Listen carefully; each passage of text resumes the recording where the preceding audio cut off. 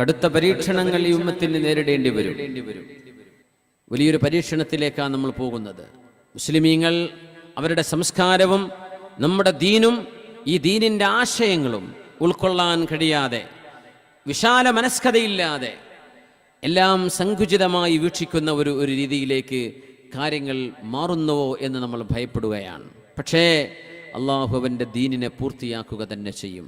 വലൗ കരിഹൽ മുശ്രികൂൻ, ബഹുദൈവ ആരാധന ചെയ്യുന്ന ആളുകൾക്കത് ഇഷ്ടപ്പെട്ടില്ലെങ്കിലും.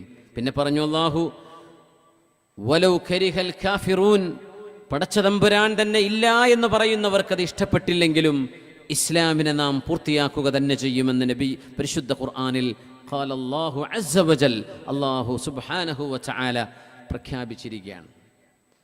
ആ നന്മ ലോകത്ത് വിളിച്ചു പറഞ്ഞേ പറ്റൂ. ഇസ്ലാമിൻ്റെ നന്മകൾ ആര് മൂടി വെച്ചാലും അത് അള്ളാഹു പുറത്തേക്ക് കൊണ്ടുവരും, ആരിഷ്ടപ്പെട്ടില്ലെങ്കിലും. ശരീഖ് ബിൻ അബ്ദുല്ലാഹിൽ ഖാദി റഹ്മത്തുള്ളാഹി അലൈഹി, ആ മഹാനോട് ഇങ്ങനെ ഒരു ഹദീസ് നിങ്ങൾ പറഞ്ഞിട്ടുണ്ടോ? പറഞ്ഞിട്ടില്ല എന്നാണ് പറയുന്നതെങ്കിൽ നിങ്ങൾ സത്യം ചെയ്യണം. അബൂ ഉമയ്യ പറഞ്ഞ പോലെ, അയാളുടെ ദേഹത്തുള്ള പോലെ വസ്ത്രം ഞാൻ കൊടുത്തേക്കാം എന്നൊക്കെ ഉദ്ദേശിച്ചുകൊണ്ട് നിങ്ങൾ എന്തെങ്കിലും പറഞ്ഞ് രക്ഷപ്പെട്ടുകൂടാ. നിങ്ങളത് പറഞ്ഞോ ഇല്ലേ? സത്യം ചെയ്ത് പറയാമോ? സത്യം ചെയ്ത് പറയാമോ എന്ന് ചോദിച്ചപ്പോ ശരീക്ക് തങ്ങൾ പറഞ്ഞു, ഞാൻ സത്യം ചെയ്യില്ല. വഅന ഹദ്ദസ്തുഹു, ഞാൻ ആ ഹദീസ് പറഞ്ഞിട്ടുണ്ട്. ഇസ്തഖീമൂ ലിഖുറൈശിൻ മസ്തഖാമൂ ലക്കും ഫഇൻ സാഹൂ, ഖുറൈശികളെങ്ങാനും നേരായ വഴിയിലല്ലാതെ ജീവിക്കുകയാണെങ്കിൽ ഫളഉ സുയൂഫകും അലാ അവാതിഖിഹിം, അവരുടെ കഴുത്തുകളിൽ കത്തിവെക്കണം എന്ന് പറയുന്ന, ആ രാജാക്കന്മാരെ നിഷ്കാസനം ചെയ്യണമെന്ന് പറയുന്ന നബി തങ്ങളുടെ ഹദീസ് പറഞ്ഞിട്ടില്ല എന്ന് സത്യം ചെയ്യാൻ വേണ്ടി പറഞ്ഞപ്പോൾ മഹാൻ പറഞ്ഞു, സത്യം ചെയ്യാൻ എന്നെ കൊണ്ട് കഴിയില്ല, അത് ഞാൻ പറഞ്ഞിട്ടുണ്ട്, ഞാൻ പഠിപ്പിച്ചു കൊടുത്തിട്ടുണ്ട്. ആരാണ് ശരീഖ് എന്നവരുടെ ഉസ്താദ് എന്നറിയോ? മഹാനായ അഅ്മശ് റളിയല്ലാഹു അൻഹു, പ്രഗത്ഭനായ പണ്ഡിതൻ. അതങ്ങ് പറഞ്ഞപ്പോ ഇയാൾക്ക് അങ്ങോട്ട് ദേഷ്യം വന്നു. ഒരുപാട് ചീത്ത പറഞ്ഞു ശരീഖ് എന്നവരെ. പിന്നെ ശരീഖ് എന്നവരുടെ ഉസ്താദിനെ ചീത്ത പറഞ്ഞു, അഅ്മശ് തങ്ങളെ. അഅ്മശ് തങ്ങളുടെ ചീത്ത പറഞ്ഞിട്ട് അദ്ദേഹം പറയുകയാണ്, വല്ലാഹി ലൗ അഅലമു ഖബ്റ ഹാദ സക്റാനി ലഅഹറഖ്തുഹു, ഈ കള്ളുകുടിയനായ മനുഷ്യന്റെ ഖബർ എനിക്കറിയുകയാണെങ്കിൽ ഞാനത് കത്തിച്ചു കളഞ്ഞേനെ. അഅ്മശ് എന്നവരെ കുറിച്ച് മആദല്ലാഹ് കള്ളുകുടി എന്ന് പറഞ്ഞു. അത് പറയാൻ അയാളെ പ്രേരിപ്പിച്ച ഒരു വസ്തുത, അഅ്മശ് എന്നവരുടെ ഫിഖ്ഹി കാഴ്ചപ്പാടിൽ ഇറാഖിൽ അവർ ഉണ്ടാക്കിയിരുന്ന മുന്തിരി കൊണ്ടുണ്ടാക്കിയ ഒരു ജ്യൂസ് ഉണ്ട്. അതിനവർ മുസന്നഫ് എന്നാണ് പറയാം. അത് മദ്യമല്ല, അത് ലഹരിയില്ലാത്തൊരു പാനീയായിരുന്നു. അത് ജായിസാണ് എന്ന് ഫത്വ കൊടുത്തിട്ടുണ്ട് അഅ്മശ് എന്നവര്. അത് കള്ളെന്ന് വിളിക്കപ്പെടും, പക്ഷെ അത് കള്ളല്ല. അങ്ങനെ ഉണ്ടാവുമല്ലോ ചില സാധനങ്ങൾ, അത് മത്തുണ്ടാക്കുന്നതല്ല.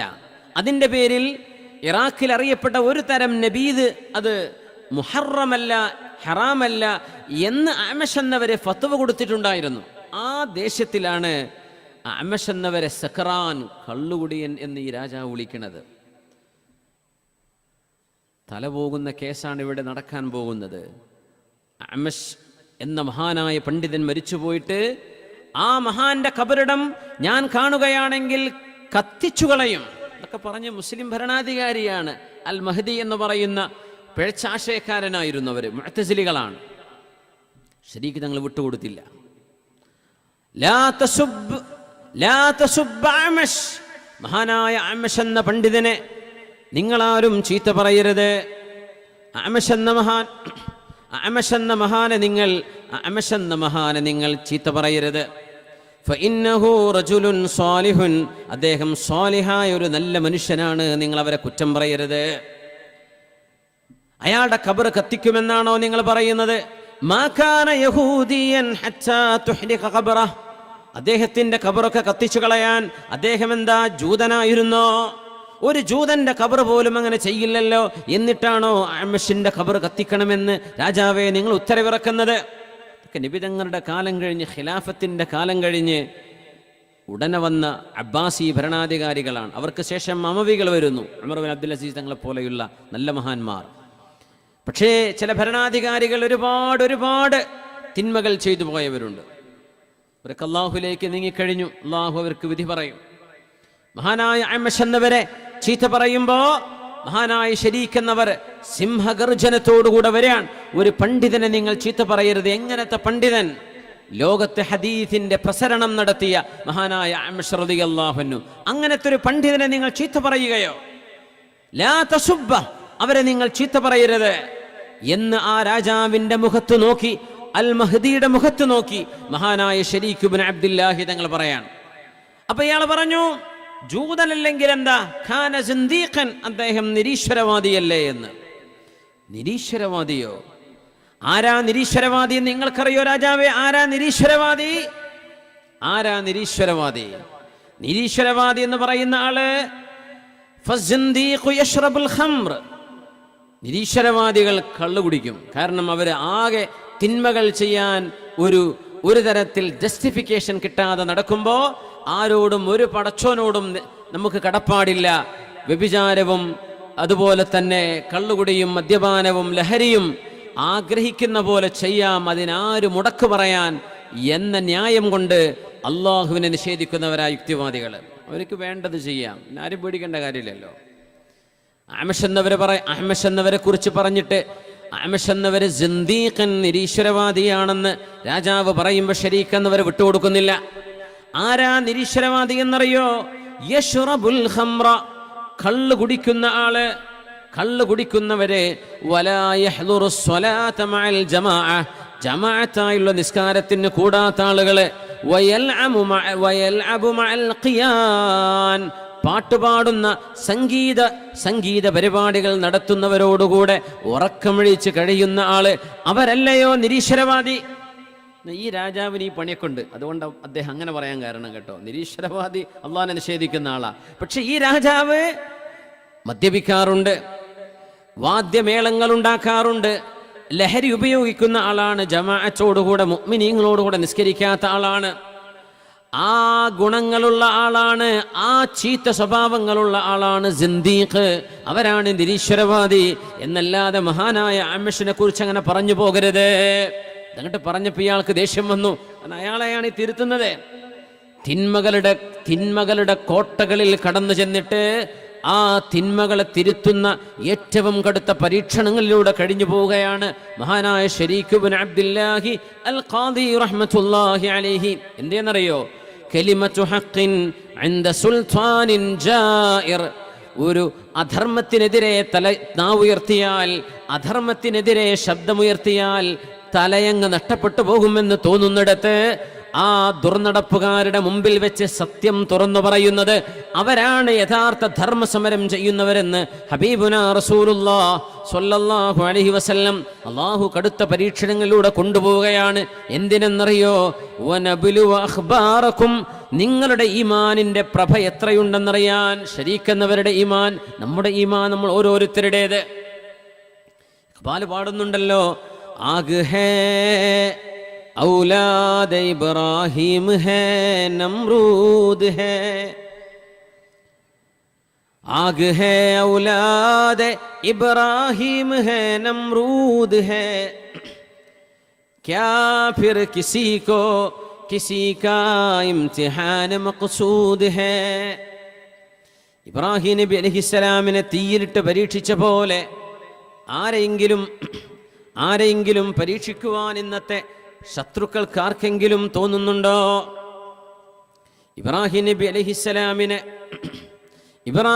അലൈഹിസ്സലാമിനെ പരീക്ഷിച്ച പോലെ നിങ്ങളെ ആരെങ്കിലും തീയിലേക്ക് എറിഞ്ഞുകൊണ്ട് പരീക്ഷിക്കുന്നുണ്ടോ?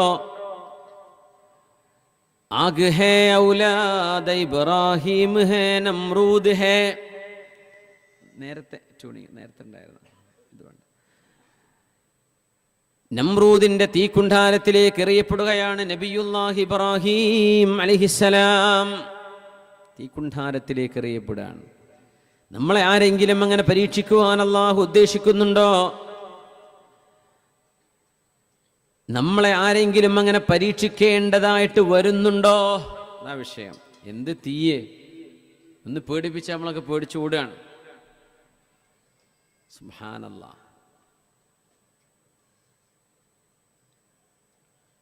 എന്തേ നമ്മൾ ഇങ്ങനെ പേടിയുള്ളവരായി മാറിപ്പോയത്? അല്ലാഹു ആലം അല്ലേ? ഭീതിയിലാണ്, പേടിയില്ല, ധൈര്യം എവിടെ പോയി? ഈ ഉമ്മത്തിൻ്റെ ആർജവവും ഊർജ്ജസ്വലതയും എവിടെ പോയി? തിന്മകൾക്കെതിരെ പടപൊരുതേണ്ട ആളുകളെ, തിന്മകളെ നിഷ്കാസനം ചെയ്യാൻ വന്ന ആളുകളാണ് നിങ്ങൾ. ഉമ്മത്തിനെ കുറിച്ച് നബി തങ്ങൾ വിശുദ്ധ ഖുർആൻ അങ്ങനെയല്ലേ പറഞ്ഞത്? വകദാലിക ജഅൽനാകും ഉമ്മതൻ വസതാ ലിതകൂനൂ ശുഹദാഅ അലന്നാസ് വയകൂന അർ-റസൂലു അലൈക്കും ഷഹീദാ. നിങ്ങളാണ് ലോകത്തെ സമുദായങ്ങൾക്ക് മാതൃകയായി വരേണ്ടവർ. നന്മകളെ നന്മയായും തിന്മകളെ തിന്മയായും ലോകത്തിൻ്റെ മുമ്പിൽ വിളിച്ചു പറയേണ്ട ആളുകളാണ് നിങ്ങൾ. കുൻതും ഖൈറ ഉമ്മത്തിൻ ഉഖ്രിജത് ലിന്നാസ് തഅ്മുറൂന ബിൽ മഅറൂഫി വതൻഹൗന അനിൽ മുൻകർ വതുഅ്മിനൂന ബില്ലാഹ്. അല്ലാഹു നമ്മളെ പറ്റി പറഞ്ഞതാ, നിങ്ങളെ ഞാൻ ലോകത്തിന് മാതൃകയായി പുറത്തെടുത്ത സമുദായമാണ്. എന്തേ നിങ്ങളെ പുറത്തെടുക്കാൻ കാരണം എന്നറിയോ? എന്താ മേക്സ് യു ഡിസ്റ്റിങ്വിഷ്ഡ്? നിങ്ങളുടെ സവിശേഷത എന്താണെന്നറിയോ? തഅ്മുറൂന ബിൽ മഅറൂഫ്, നിങ്ങൾ ആളുകളോട് നന്മ ചെയ്യണമെന്ന് പറയുന്നവരാണ്. മനുഷ്യൻ തിന്മ ചെയ്യാൻ ഇഷ്ടപ്പെടുന്ന ആളാ, പക്ഷെ ദീൻ നമുക്ക് നന്മയാ പറഞ്ഞു തരുന്നത്. അത് നിങ്ങൾ പറഞ്ഞു കൊടുക്കണം. വീട്ടുകാര്, ഉപ്പമാര്, ഉമ്മമാര് മക്കൾക്ക്, ജ്യേഷ്ഠൻ അനുജന്, ജ്യേഷ്ഠത്തി അനുജത്തിക്ക്, ഉമ്മമാർ മക്കളോട്, മുതിർന്ന കാരണവന്മാർ യുവാക്കളോട്, ചെറുപ്പക്കാരോട്, പണ്ഡിതന്മാർ, പ്രഭാഷണം നടത്തുന്നവർ ഉമ്മത്തിനോട്, സമുദായത്തോട്, ആലിമീങ്ങൾ അവരുടെ പ്രതിനിധാനം ചെയ്യുന്ന ഭാരവാഹികളോട്, നാട്ടുകാരോട്, ജനങ്ങളോട്, നമ്മുടെ മെഹ്റാബുകളിൽ നിന്ന് നന്മയ്ക്ക് വേണ്ടിയുള്ള ആഹ്വാനങ്ങൾ ഉണ്ടാവുകയും വയൻഹൗന അനിൽ മുൻകർ, തിന്മകൾ ഉണ്ടാകുമ്പോൾ തിന്മകൾക്കെതിരെ ശബ്ദിക്കാൻ കഴിയുകയും ചെയ്യണം. മദ്യപാനവും ലഹരികളും നമ്മുടെ അങ്ങാടികളെ, നമ്മുടെ കവലകളെ, നമ്മുടെ പിഞ്ചുമക്കൾ പഠിക്കുന്ന സ്കൂളുകളിൽ പോലും ലഹരി ഉപയോഗങ്ങൾ കണ്ടുവരുമ്പോൾ ഞാൻ എന്തിനാ പറയാൻ പോകുന്നത്? ഞാൻ എന്തിനതിന് ഇറങ്ങി പുറപ്പെടണം? അത് ആരെങ്കിലും ചെയ്തോട്ടെ, അത് പോലീസുകാർ ചെയ്തോട്ടെ, അത് നർക്കോട്ടിക് സെല്ല് നോക്കിക്കോട്ടെ, അത് വേറെ എന്തെങ്കിലും സംഘടനക്കാർ, അത് മുഖ്യമന്ത്രി നോക്കട്ടെ, മന്ത്രിമാർ നോക്കട്ടെ, വിദ്യാഭ്യാസ മന്ത്രി നോക്കട്ടെ. മുഅ്മിനായ മനുഷ്യർ ഓരോരുത്തർക്കും തിന്മകൾ കാണുമ്പോൾ അതിനെതിരെ പ്രതിരോധിക്കാനും അതിനെ പ്രതിഷേധിക്കാനും അതിനെ നിഷ്കാസനം ചെയ്യാനുമുള്ള ഉത്തരവാദിത്വം അല്ലാഹു വെച്ചിട്ടുണ്ട്. നമ്മൾ മുഹമ്മദ് മുസ്തഫ സ്വല്ലല്ലാഹു അലൈഹി വസല്ലം തങ്ങളുടെ ഉമ്മത്തികളാണെങ്കിൽ, ഹബീബിൻ്റെ ഉമ്മത്തികളാണോ, അവിടെ നമ്മൾ ഇടപെട്ടേ പറ്റൂ. അവർ കേട്ടോ ഇല്ലത് വേറെ വിഷയം. നമ്മൾ പറയണം, നമ്മളതിനെതിരെ പ്രതികരിക്കണം. ഒരു ക്യാമ്പയിൻ നടത്തിക്കൂടെ? ലഹരികളാൽ നമ്മുടെ മക്കള് ലഹരികളിലേക്ക് പോവുകയും മദ്യപാനത്തിന് ഒരു ചൂരും നാറ്റൊക്കെ ഉണ്ടായിരുന്നു അല്ലേ? ഇന്ന് അതൊന്നുമില്ല. മയക്കുമരുന്ന് അടിച്ചിട്ടുണ്ടോ എന്ന് പോലും കണ്ടെത്താൻ കഴിയില്ല. ഒരു ഹവേലി ഇങ്ങനെ നടക്കണതേ കാണുള്ളൂ. കള്ളുകൂടിയന്മാർ പല 4 കാലിൽ നടക്കണ ഏർപ്പാടൊക്കെ ഉണ്ടായിന് പണ്ട്. ഇന്ന് അങ്ങനെയൊന്നുമില്ല. 12, 13, 14 വയസ്സുള്ള കുട്ടികളൊക്കെ നാവിൻ്റെ അടിയിലും സ്മെല്ല് ചെയ്തിട്ടും സ്മോക്ക് ചെയ്തിട്ടും മണം പിടിച്ചിട്ടും ഗുളികയായിട്ടും മയക്കുമരുന്ന് അടിച്ചിട്ട് നടക്കുകയാണ്. പിന്നെ മതിയാവാതെ വരും, പിന്നെ ഇഞ്ചക്ഷൻ എടുക്കാൻ തുടങ്ങും. അപ്പോഴേക്കും ശരീരത്തിൻ്റെ ഉള്ളൊക്കെ പോയിട്ടുണ്ടാവും. പിന്നെ മരിച്ചു എന്ന് കേൾക്കും ചെറുപ്പക്കാർ. ഇതൊക്കെ നമ്മുടെ നാട്ടിൽ നടക്കുമ്പോൾ നമുക്കറിയാം അത് ആരാ നടത്തുന്നത്, അല്ലെങ്കിൽ നമുക്കറിയാം അത് എവിടെ നിന്നാണ് വരുന്നത്. അതിൻ്റെ പിന്നാലെ പോയാൽ പണി കിട്ടും. നമ്മുടെ ആലിമീങ്ങളെല്ലാം അങ്ങനെയാണ് ചിന്തിച്ചിരുന്നതെങ്കിൽ ഈ ലോകത്ത് നന്മയുടെ പ്രസരണം ലോകത്ത് നടക്കുമായിരുന്നോ? എല്ലാവരും ഇങ്ങനെ പേടിക്കാൻ നിന്നാൽ ആരാണ് ഇവിടെ നന്മ പറഞ്ഞു കൊടുക്കുക? ആരാണ് നന്മ പറഞ്ഞു കൊടുക്കുക? മഹാനായ അബൂ മുസ്ലിമുൽ ഖൗലാനി റഹ്മത്തുള്ളാഹി അലൈഹി, അല്ലാഹുവിൻ്റെ റസൂലിൻ്റെ വഫാത്തിന് ശേഷം താബിഈങ്ങളുടെ കാലത്ത് വന്ന പ്രഗത്ഭനായ താബിഈ, അന്നത്തെ അസ്വദുൽ അനസി എന്ന് പറയുന്ന യമനിലെ ഭരണാധികാരി, നന്മ പറയുന്ന എല്ലാവരെയും, ഇസ്ലാം ദീനിന്റെ പ്രബോധകരായി നടക്കുന്ന സർവ്വ പ്രഭാഷകന്മാരും വഅദ് പറയുന്നവരും ദീൻ പഠിപ്പിക്കുന്നവരുമായ ആലിമീങ്ങളെ, മുദരിസുമാരെ മുഴുവനും കൊണ്ടുവന്ന് കൂട്ടക്കൊല ചെയ്തിരുന്ന കാലത്ത് മഹാനായ അബൂ മുസ്ലിമുൽ ഖൗലാനി റഹ്മത്തുള്ളാഹി അലൈഹിയെ യമനിലേക്ക്, സൻആയിലേക്ക് വിളിച്ചു വരുത്തിയിട്ട് മഹാനായ പണ്ഡിതനെ ചോദ്യം ചെയ്തിട്ട് മഹാനായ അബൂ മുസ്ലിമുൽ ഖൗലാനി റഹ്മത്തുള്ളാഹി അലൈഹി ഒരിക്കലും വിട്ടുകൊടുക്കാതെ വന്നതിൻ്റെ പേരിൽ തീക്കുണ്ടാരമുണ്ടാക്കി തീയിലേക്ക് വലിച്ചെറിയപ്പെട്ട ഒരു ആലിമുണ്ട്. അതാണ് അബൂ മുസ്ലിം അൽ ഖൗലാനി റഹ്മത്തുള്ളാഹി അലൈഹി. പക്ഷേ ഇബ്രാഹിം നബി അലൈഹിസ്സലാമിന്റെ ചരിത്രം നമ്മൾ കേട്ടിട്ടുണ്ട്. ഖുൽനാ യാ നാറു കൂനി ബർദൻ വസലാമൻ അലാ ഇബ്രാഹിം. അല്ലാഹു തീക്കുണ്ടാരത്തോട് വിളിച്ചു പറഞ്ഞു, തീയേ എൻ്റെ ഇബ്രാഹിമാണ് അങ്ങോട്ട് വരുന്നത്, എൻ്റെ ഇബ്രാഹിമിൻ്റെ ഒരു രോമത്തിന് പോലും പോർലേൽക്കാൻ പാടില്ല, ഇബ്രാഹിമിന് തണുപ്പും രക്ഷയുമായി മാറണമെന്ന് അള്ളാഹു തീയിനോട് പറഞ്ഞ പോലെ മഹാനായ അബൂ മുസ്ലിം അൽ ഖൗലാനിയെ തീയിലേക്ക് എറിഞ്ഞിട്ട് ഒരു രോമം പോലും കരിയാതെ രക്ഷപ്പെട്ട ഇബ്രാഹിം നബിക്ക് സംഭവിച്ചതുപോലെ ഈ ഉമ്മത്തിൽ സംഭവിച്ച ഒരു മഹാനുണ്ടെങ്കിൽ അത് മഹാനായ അബൂ മുസ്ലിം അൽ ഖൗലാനി റഹ്മത്തുള്ളാഹി അലൈഹിയാണ്. ഉമർ റളിയല്ലാഹു അൻഹു ഖലീഫയായി നിൽക്കുന്ന കാലത്താണ് സംഭവം. ജനങ്ങളൊക്കെ അത്ഭുതപ്പെട്ടു പോയി.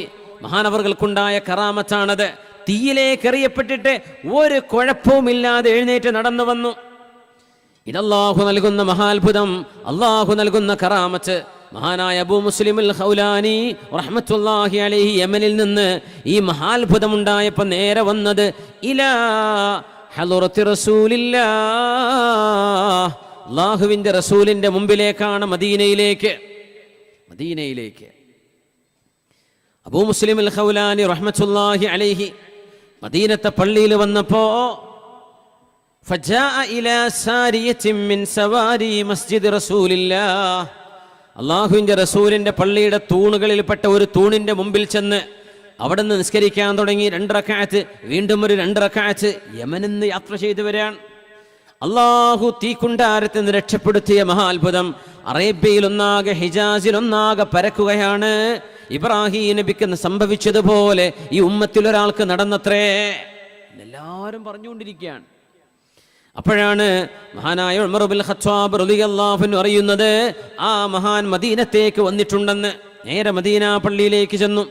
അവിടെ ഒരു തൂണിന്റെ പിറകിൽ നിന്നിങ്ങനെ നിസ്കരിച്ചുകൊണ്ടിരിക്കുന്ന അബൂ മുസ്ലിം അൽ ഖൗലാനി റഹ്മത്തുള്ളാഹി അലൈഹിയോട് മഹാനായ ഉമർ എന്നവർ ചോദിച്ചു, എന്താ നിങ്ങളുടെ പേര്?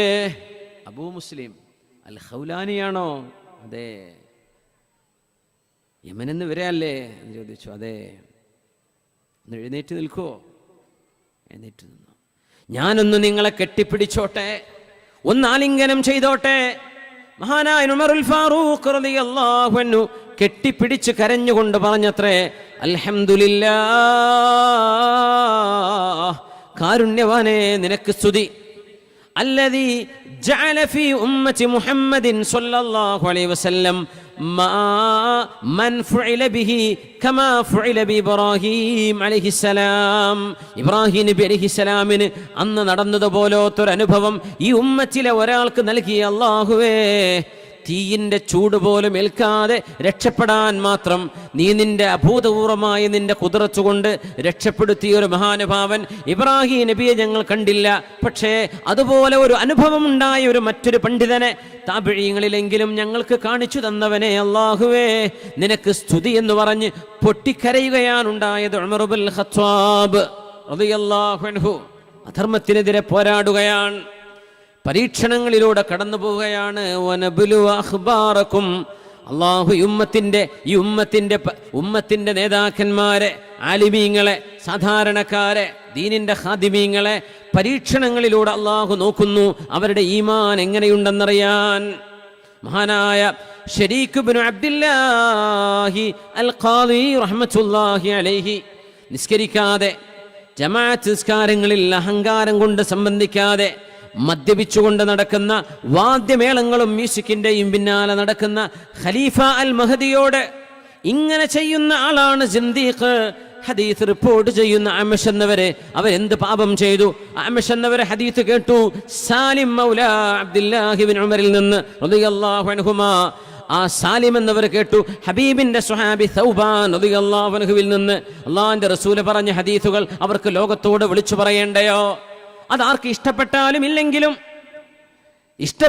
ഇല്ലെങ്കിലും അള്ളാഹുവിന്റെ റസൂലിന്റെ ഹദീസ് ലോകത്ത് പറയണ്ടയോ?